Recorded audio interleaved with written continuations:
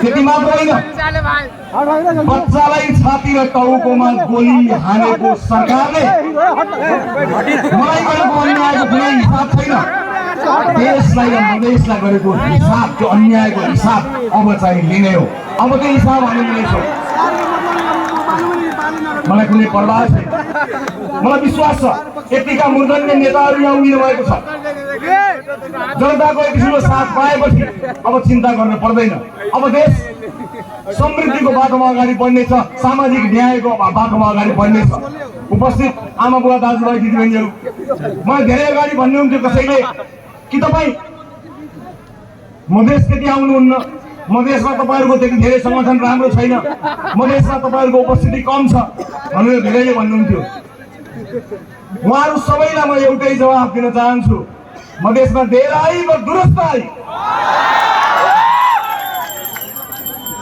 समान दाजुभाइ दिदीबहिनीहरूलाई म यहाँबाट के आश्वस्त गराउन चाहन्छु, के विश्वस्त गराउन चाहन्छु भने म उनीहरूको आलोचना गर्न आएको होइन, म उनीहरूको आलोचना गर्न पनि चाहन्न। जसलाई जनताले लखेटेर भगाए तिनको आलोचना गरिरहनु आवश्यक छैन।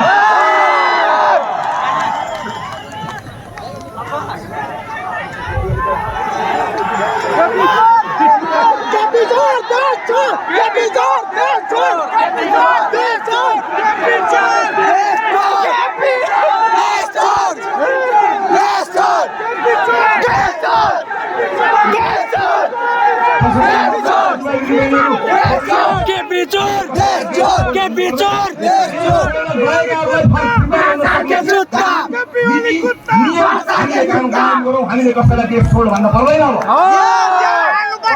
छोड्नु भयो, जेलमा हाल्नुपर्छ, अब जेलमा हाल्नुपर्छ। म यति मात्र भन्छु, हिजोका दिनमा विरोधीहरूलाई छान्दै छान्दै सखाप पार्न खोज्ने र यो देशको सपनालाई, इतिहासलाई बदल्न खोज्ने मानिसहरूलाई म यति भन्न चाहन्छु, हामी इतिहास पढ्ने मान्छे होइनौँ, हामी इतिहास लेख्ने मान्छे हौँ। देशले अब इतिहास लेख्नेछ। यहाँ धेरै मानिसहरूले कोही पहाडवादी भए, कोही हिमालवादी भए, कोही मधेसवादी भए। अब यहाँ कोही मधेसवादी छैन, अब नेपालवादी। देश बन्छ भन्ने कुराको सपनाको बीजारोपण गर्नुहुने बालेन्द्र शाहले एउटा प्रशासकीय अधिकृत माग्दा पाएनन्।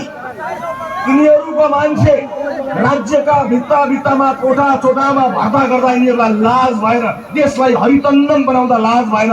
तर जनताको लोकप्रिय मान्छेले एउटा प्रशासकीय अधिकृत पाएन। अब प्रशासकीय अधिकृत होइन, तिम्रो सत्ता फेर्ने हो र जनताको सत्ता स्थापित गर्ने हो। म यति भन्न सक्छु, तपाईँको आँखा र तपाईँको अनुहारमा हेरेर उपस्थित आमा बुवा दाजुभाइ दिदीबहिनीहरू, तपाईँ हामीले देखेको सपना अब पुरा हुन्छ। त्यो यात्रामा आजबाट हामी जोडिएका छौँ र मलाई यो पनि विश्वास छ,